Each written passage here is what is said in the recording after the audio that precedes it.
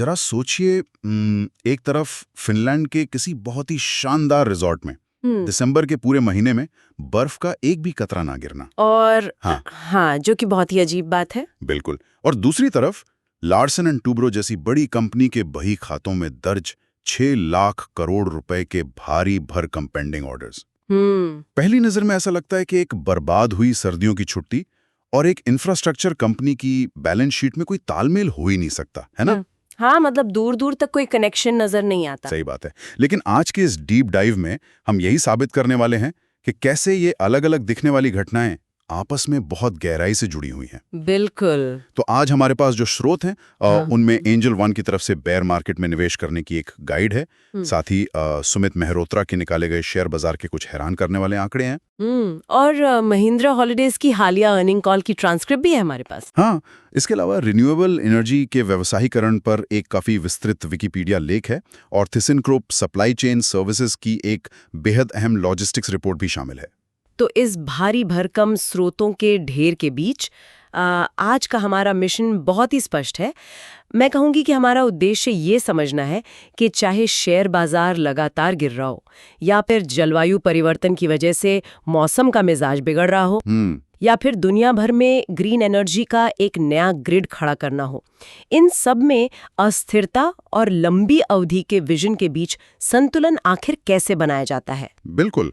और जो कोई भी फाइनेंस, बिजनेस स्ट्रैटेजी और ऊर्जा के बारे में मतलब एक ही झटके में सबसे गहरी जानकारियां हासिल करना चाहता है, उसके लिए आज की ये चर्चा एक बेहतरीन शॉर्टकट साबित होने वाली है। एकदम सही।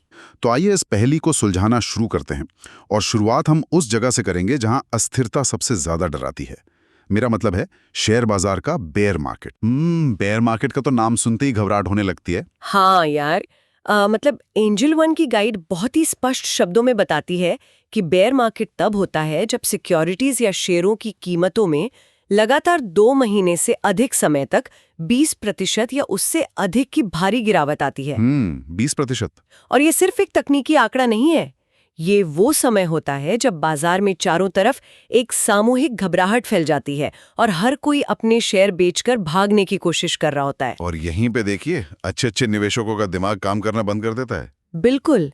मनोवैज्ञानिक रूप से अगर देखें तो जब पोर्टफोलियो स्क्रीन पर हर दिन सिर्फ लाल रंग दिखाई देता है ना, तो इंसान का स्वाभाविक बर्ताव यही होता है कि जो बचा है उसे समेटो और बस निकल जाओ। सही कहा। लेकिन जो स्रोत में दी गई गाइड है वो एक बहुत ही दिलचस्प तंत्र की ओर इशारा करती है। मतलब घबराने के बजाय ये समय पोर्टफोलियो की बुनियाद को मजबूत करने का होता है। अच्छा, तो क्या करना चाहिए इस समय? गाइड सुझाव देती है कि इस दौरान निवेशकों का ध्यान उन वैल्यू शेयरों पर होना चाहिए जो अपनी असल कीमत से सस्ते मिल रहे हों, या फिर उन शेयरों पर जो नियमित रूप से डिविडेंड यानी लाभांश देते हों। डिविडेंड वाले शेयर। हाँ, इसके अलावा बॉन्ड्स का इस्तेमाल करके पोर्टफोलियो में विविधता लाना एक रक्षात्मक ढाल की तरह काम करता है, क्योंकि बॉन्ड्स में शेयरों जैसी वो जंगली अस्थिरता नहीं होती है। बिल्कुल, वो थोड़े स्थिर होते हैं। और सबसे अहम बात जो मुझे लगती है, बाजार को टाइम करने की कोशिश बिल्कुल नहीं करनी चाहिए, क्योंकि नीचे का बॉटम कहाँ है ये कोई भी एल्गोरिदम सटीकता से नहीं बता सकता। एकदम सही बात है। और इसी गिरावट और मायूसी के बीच सुमित मेहरोत्रा के जो आंकड़े हमारे पास हैं वो पूरी कहानी को ही पलट देते हैं। वो आंकड़े तो सच में हैरान करने वाले हैं। हाँ। वे कुछ ऐसी कंपनियों का जिक्र करते हैं जिनकी ऑर्डर बुक उनके मार्केट कैप से कहीं ज्यादा है। उदाहरण के लिए अगर हम L&T यानी लार्सन एंड टूब्रो को देखें तो कंपनी की ऑर्डर बुक यानी उनके पास भविष्य में काम करने की जो कॉन्ट्रैक्ट मौजूद हैं वो लगभग 6 लाख करोड़ रुपए की है। 6 लाख करोड़? हाँ, जबकि कंपनी का पूरा मार्केट कैप यानी बाजार में उसकी कुल कीमत सिर्फ 5 लाख करोड़ के आसपास है। और NBCC के आंकड़े तो इससे भी ज्यादा चौंकाने वाले हैं। मैं बताऊंगी कि उनकी ऑर्डर बुक 1.26 लाख करोड़ रुपए की है। बाप रे। हाँ, जबकि उनका मार्केट कैप सिर्फ 5,000 करोड़ है। मतलब कंपनी के पास जो काम पेंडिंग है वो बाजार में कंपनी की मौजूदा कीमत से 25 गुना ज्यादा है। 25 गुना। और ये लिस्ट यहीं खत्म नहीं होती है। करूं प्रोजेक्ट की 61,000 करोड़ की ऑर्डर बुक है जिसके सामने उनका मार्केट कैप सिर्फ 22,500 करोड़ है। KEC इंटरनेशनल की 41,000 करोड़ की ऑर्डर बुक और 15,000 करोड़ का मार्केट कैप। और IRCON, CEM India, Patel engineering, HG जिन्फ्रा जैसी कंपनियों के आंकड़े भी बिल्कुल यही कहानी बयां कर रहे हैं। बिल्कुल। ठीक है, चलिए इसे थोड़ा खोलकर समझते हैं। मेरा मतलब है, क्या केवल मार्केट कैप से बड़ी ऑर्डर बुक होना ही भविष्य में सफलता की पक्की गारंटी है? ये एक बहुत ही अच्छा सवाल है। मतलब ऑर्डर बुक का मतलब नकद पैसा तो नहीं है ना? ये तो सिर्फ कागज पर किया गया एक वादा है। बिल्कुल सही। अगर कल को अर्थव्यवस्था में मंदी आ जाए, कच्चे माल के दाम आसमान छूने लगें या किसी वजह से कुछ बड़े सरकारी ऑर्डर्स कैंसिल हो जाएं, तो क्या ये पूरा का पूरा गणित और निवेशकों की उम्मीदें एक झटके में नहीं बिगड़ जाएंगी? यहाँ जो बात सबसे आकर्षक है वो ये है कि आपने बिल्कुल सही तंत्र की पहचान की है। देखिए, एक बड़ी ऑर्डर बुक केवल भविष्य की संभावित आय यानी एक पोटेंशियल वैल्यू को दर्शाती है। असली खेल इस बात पर निर्भर करता है कि कंपनी लंबी अवधि में इन ऑर्डर्स को कितनी कुशलता के साथ पूरा करती है। इसी को फाइनेंस की भाषा में हम एग्जीक्यूशन रिस्क कहते हैं। अच्छा, एग्जीक्यूशन रिस्क। हाँ, मान लीजिए किसी कंपनी ने एक बहुत बड़ा पुल बनाने का ठेका लिया। अब अगर मजदूरों की कमी हो जाए या स्टील और सीमेंट की कीमतें अचानक से दोगुनी हो जाएं, तो वो प्रोजेक्ट तो रुक जाएगा ना? बिल्कुल रुक जाएगा। और प्रोजेक्ट रुकने का मतलब है कि कंपनी को पैसा नहीं मिलेगा, लेकिन जो कर्ज उन्होंने ले रखा है काम शुरू करने के लिए, उस पर तो ब्याज लगातार बढ़ता रहेगा। हाँ, बैंक तो अपना पैसा मांगेगा ही। इसीलिए बाजार अक्सर इन कंपनियों को उनके ऑर्डर बुक के बराबर वैल्यूएशन तुरंत नहीं देता है। बाजार ये इंतजार करता है और देखता है कि क्या मैनेजमेंट वास्तव में इन कागजी ऑर्डर्स को बैंक के मुनाफे में बदल पाएगा या नहीं। मतलब सतर्क रहता है बाजार। हाँ, बेयर मार्केट में ये कंपनियां एक छिपे हुए खजाने जैसी लग सकती हैं, लेकिन उनकी असल परीक्षा जमीन पर उनके काम करने की क्षमता की ही होती है। तो इसका मतलब है कि सिर्फ सुनहरे नंबर देखकर खुश नहीं होना है, बल्कि कंपनी की जमीनी हकीकत और उनके काम करने के तरीके को भी समझना होगा। बिल्कुल। और जब हम जमीनी हकीकत और बाहरी दुनिया की अप्रत्याशित चुनौतियों की बात कर ही रहे हैं, तो हमें सीधे अपनी अगली स्रोत सामग्री की ओर रुख करना चाहिए। मेरा मतलब है महिंद्रा हॉलिडेज की अर्निंग कॉल। हाँ, ये बहुत ही दिलचस्प केस स्टडी है। क्योंकि कंपनियों को सिर्फ अपनी बैलेंस शीट और ऑर्डर बुक ही नहीं संभालनी होती है, बल्कि उन्हें ग्राहकों के बदलते मिजाज और कभी-कभी तो खराब मौसम का भी सामना करना पड़ता है। एकदम सही। महिंद्रा हॉलिडेज के जो Q3 और 9 महीनों के नतीजे आए हैं ना, वे एक बहुत ही मजबूत घरेलू व्यवसाय की तस्वीर पेश करते हैं। मैं बताऊंगी कि उनकी ऑक्यूपेंसी 81% तक पहुंच गई है। अरे वाह, ये तो बहुत अच्छा नंबर है। हाँ, उनके रिजॉर्ट रेवेन्यू में 16% की वृद्धि हुई है और उनका एबिडा मार्जिन बढ़कर 36% हो गया है। जो लोग नहीं जानते उनके लिए एबिडा का मतलब आसान भाषा में समझें तो ये कंपनी का वो शुद्ध मुनाफा है जिसमें से अभी टैक्स, कर्ज का ब्याज और मशीनों या प्रॉपर्टी की घिसावट यानी डेप्रिसिएशन को नहीं घटाया गया है। बिल्कुल सही समझाया आपने। और ये 36% का मार्जिन साफ दिखाता है कि उनका मुख्य व्यवसाय शानदार तरीके से मुनाफा कमा रहा है। उन्होंने अपनी इन्वेंट्री में भी काफी विस्तार किया है। 273 नए कीज, या सीधी भाषा में कहें तो रिजॉर्ट में 273 नए कमरे जोड़े गए हैं। काफी सारे कमरे हैं। हाँ, जिनमें महाराष्ट्र के अंबा घाट, मध्य प्रदेश के बांधवगढ़ और उत्तराखंड के कॉर्बेट के नए रिजॉर्ट शामिल हैं। और इस विस्तार में जो चीज मुझे सबसे स्मार्ट लगी वो है उनका कैपिटल लाइट मॉडल। हाँ, ये बहुत ही बेहतरीन रणनीति है। मतलब इन नए कमरों को जोड़ने के लिए महिंद्रा सारा पैसा खुद अपनी जेब से नहीं लगा रहा है। उनका फोकस है कि लगभग 70% नए कमरे या रिजॉर्ट्स अन्य पार्टनर्स के जरिए जोड़े जाएं। और केवल 30% हिस्से में उनका अपना सीधा निवेश हो। ये रणनीति उनके वित्तीय जोखिम को कम करती है और उन्हें बहुत तेजी से फैलने की आजादी देती है। बिल्कुल, लेकिन इससे भी बड़ा रणनीतिक बदलाव जो उन्होंने किया है वो है अपने उपभोक्ता अनुभव में। उन्होंने दिसंबर में एक बिल्कुल नया प्लान लॉन्च किया है जिसका नाम है कीस्टोन। हाँ, कीस्टोन। ट्रांसक्रिप्ट से पता चलता है कि पहले ग्राहकों को लगता था कि महिंद्रा हॉलिडेज के प्लान बहुत सख्त है। उन पाबंदियों और जटिल नियमों को अब पूरी तरह खत्म कर दिया गया है। ये तो ग्राहकों के लिए बहुत अच्छी बात है। हाँ, इस नए कीस्टोन प्लान में न सिर्फ नाश्ता शामिल किया गया है बल्कि घर से घर तक कंसियर्ज सेवा भी दी जा रही है। मतलब एक तरह का पर्सनल असिस्टेंट। बिल्कुल, एक ऐसा असिस्टेंट जो ग्राहक की पूरी यात्रा, टिकट और रिजॉर्ट के अनुभव को शुरू से अंत तक मैनेज करेगा। और सबसे बड़ा दाव जो उन्होंने चला है, उन्होंने बायबैक का विकल्प भी दिया है। बायबैक। हाँ, यानी अगर कुछ साल बाद ग्राहक को लगता है कि उसे अब ये मेंबरशिप नहीं चाहिए, तो वो आराम से कंपनी को इसे वापस बेच सकता है। यहाँ बात सच में बहुत दिलचस्प हो जाती है। महिंद्रा का अपने पुराने 27 अलग-अलग जटिल प्लान से हटकर इस नए और आसान कीस्टोन प्लान पर आना वैसा ही है जैसे किसी सख्त और पेचीदा कॉन्ट्रैक्ट वाले मोबाइल नेटवर्क प्लान को छोड़कर ग्राहक को एक फ्लेक्सिबल सब्सक्रिप्शन मॉडल देना। बहुत ही सटीक उदाहरण है ये। जी है ना। जब किसी ग्राहक को पता होता है कि वह 10 या 15 साल के लिए फंस नहीं रहा है और उसके पास बाहर निकलने का बायबैक विकल्प मौजूद है, तो उसका मनोवैज्ञानिक डर ही खत्म हो जाता है। एकदम सही। और जब डर खत्म होता है तो ग्राहक खुशी-खुशी उसी सेवा के लिए ज्यादा पैसे देने को तैयार हो जाता है। बिल्कुल। शायद यही वजह है कि शुरुआत के कुछ हफ्तों में उनका एवरेज यूनिट रियलाइजेशन यानी AUR, जिसका मतलब है प्रति ग्राहक होने वाली औसत कमाई, वो 15 से 20% तक बढ़ गई। हाँ, अगर हम इसे बड़ी तस्वीर से जोड़कर देखें तो हमें ये समझ आता है कि कैसे एक कंपनी अपने घरेलू बाजार में उपभोक्ता के मनोविज्ञान को समझकर इतनी शानदार वृद्धि दर्ज कर रही है। लेकिन देखिए, सिक्के का दूसरा पहलू भी है। जब ट्रांसक्रिप्ट उनके फिनलैंड वाले व्यवसाय यानी HCRO की बात करती है, तो कहानी पूरी तरह से पलट जाती है। वो तो है। फिनलैंड में उनका बिजनेस इस समय भारी दबाव का सामना कर रहा है और इसके पीछे 2 बाहरी कारण हैं जिन पर कंपनी का कोई नियंत्रण ही नहीं है। पहला है रूस-यूक्रेन युद्ध, और हम यहाँ किसी राजनीतिक पक्ष की बात नहीं कर रहे हैं, बल्कि विशुद्ध रूप से एक आर्थिक प्रभाव का विश्लेषण कर रहे हैं। बिल्कुल, हमारा फोकस सिर्फ अर्थशास्त्र पर है। हाँ, तो फिनलैंड के रिजॉर्ट्स की कमाई का एक बहुत बड़ा हिस्सा उन रूसी पर्यटकों से आता था जो वहां आकर दिल खोलकर खर्च करते थे।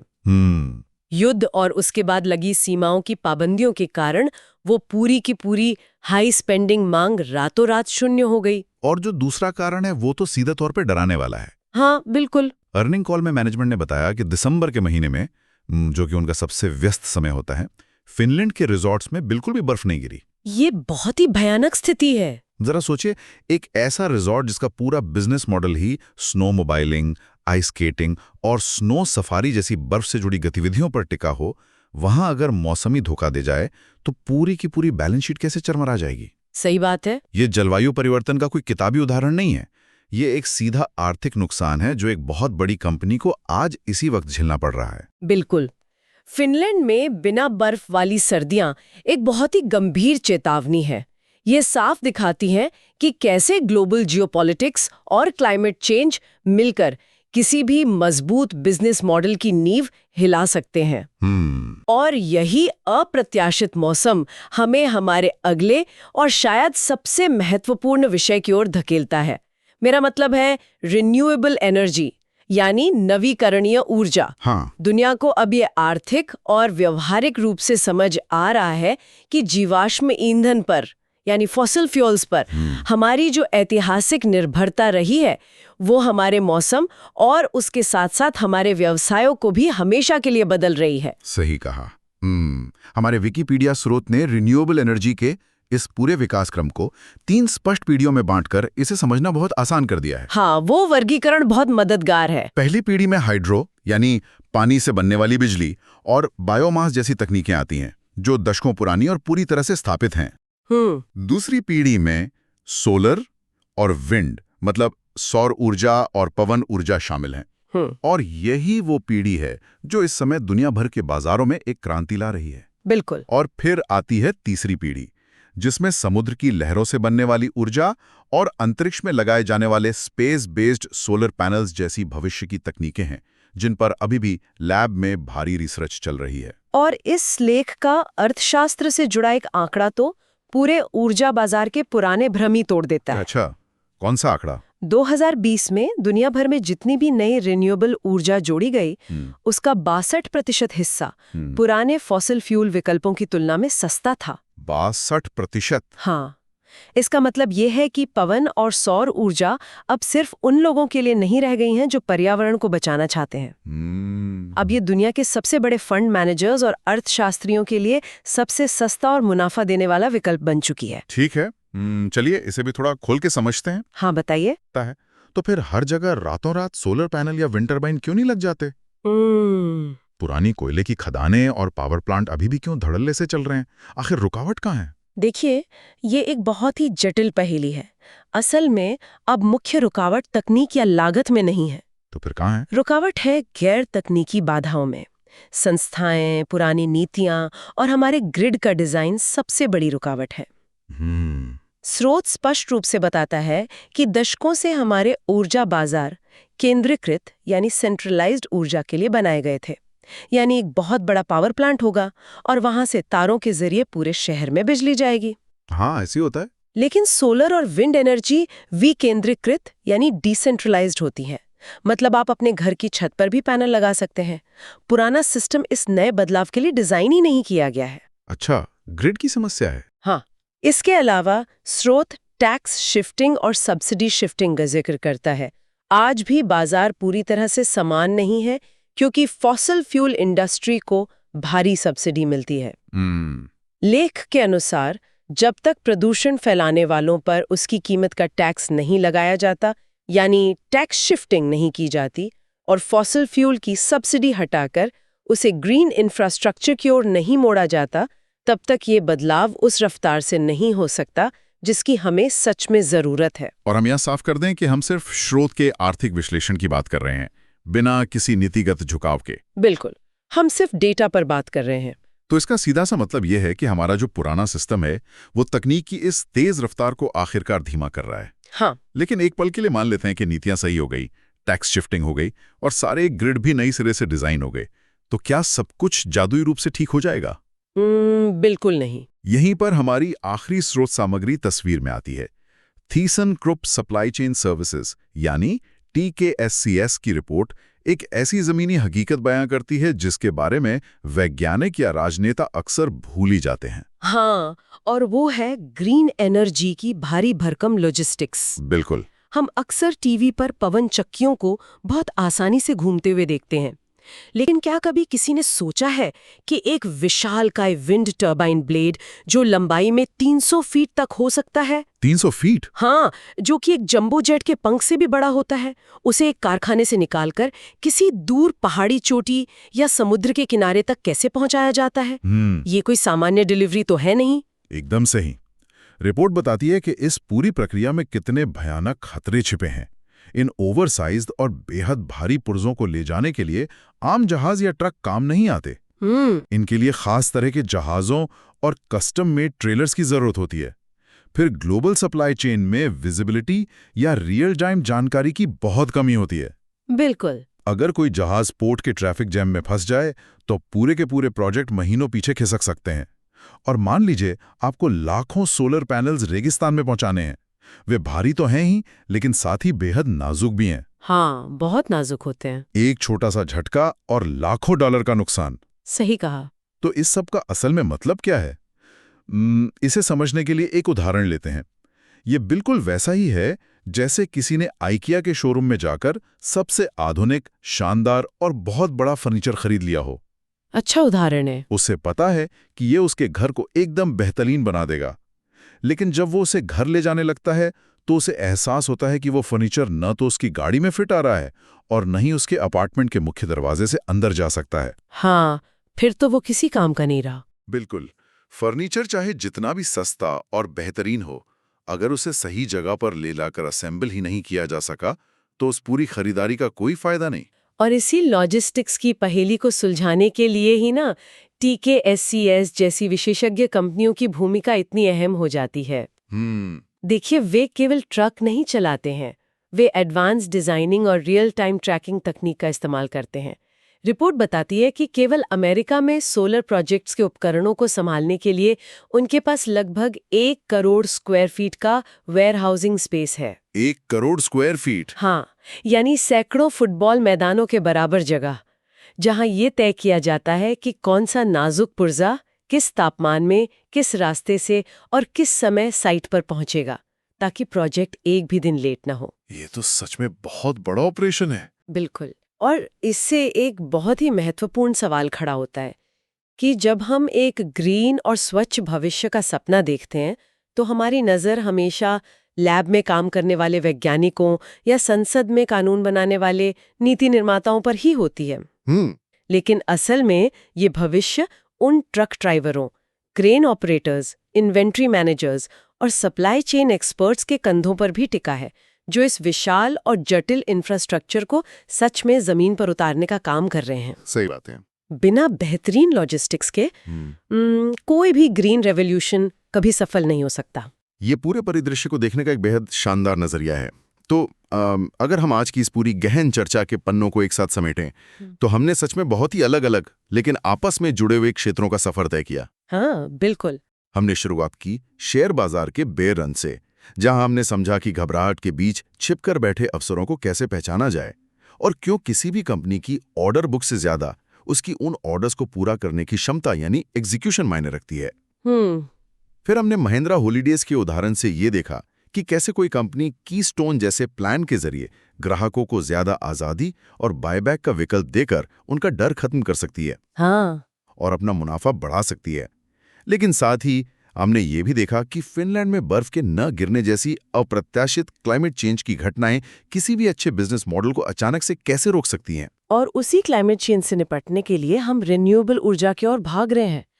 ये तकनीक अब फॉसिल फ्यूल से भी सस्ती हो चुकी है, जो कि एक बहुत अच्छी खबर है। बिल्कुल, लेकिन उसे स्थापित करने के रास्ते में जो पुरानी नीतियां हैं, ग्रिड का पुराना डिजाइन है और उन विशालकाय उपकरणों को दुनिया भर में ट्रांसपोर्ट करने की लॉजिस्टिक्स की जो भारी चुनौती खड़ी है, वो हमें बताती है कि ये रास्ता इतना भी आसान नहीं है। और मुझे लगता है कि इन सभी अलग अलग कहानियों के बीच एक बहुत गहरा सूत्र जुड़ा हुआ है। वो क्या? वो सूत्र है दीर्घकालिक योजना, यानी लॉन्ग टर्म प्लानिंग और जटिलताओं को सुलझाने की क्षमता। चाहे कोई गिरते शेयर बाजार में अपना पैसा निवेश कर रहा हो, अपने परिवार के लिए अगली छुट्टियों की योजना बना रहा हो, या बस ये समझना चाहता हो कि दुनिया का ऊर्जा भविष्य और अर्थशास्त्र कैसे बदल रहा है। बिल्कुल। आज की ये चर्चा ये साबित करती है कि अगर इंसान के पास सही तंत्र की समझ और गहरी जानकारी हो, तो उसे अस्थिरता या रातों रात होने वाले बदलाव से कभी घबराने की जरूरत नहीं है। एकदम सही। जानकारी ही सच में सबसे बड़ा हथियार है, जो हमें शोर और घबराहट के बीच साफ देखने की ताकत देता है। हाँ। तो आज के इस लंबे और रोमांचक सफर के लिए बस इतना ही। लेकिन हमेशा की तरह इस चर्चा को खत्म करने से पहले हम सुनने वालों के लिए एक नया और विचारोत्तेजक सवाल छोड़कर जाना चाहते हैं। बिल्कुल। आज हमने देखा कि रिन्यूएबल ऊर्जा की तकनीक अब सस्ती भी है और बेहतर भी है, लेकिन असली रुकावट उसे ट्रांसपोर्ट करने और उस भारी भरकम लॉजिस्टिक्स को मैनेज करने में है। तो जरा सोचिए, क्या भविष्य में दुनिया की एनर्जी सुपर पावर वो देश बनेगा जिसके पास प्राकृतिक रूप से सबसे ज्यादा सूरज की रोशनी या तेज हवा मौजूद है, या फिर वो देश जिसके पास इन विशाल विंड टर्बाइन्स और करोड़ों सोलर पैनल्स को दुनिया के एक कोने से दूसरे कोने तक सुरक्षित और तेजी से पहुंचाने का सबसे बेहतरीन लॉजिस्टिक्स नेटवर्क है? बहुत ही दिलचस्प सवाल है। इस सवाल पर जरूर विचार कीजिएगा। अगली दिलचस्प चर्चा में आपसे फिर मुलाकात होगी। तब तक के लिए सुनते रहिए और सीखते रहिए।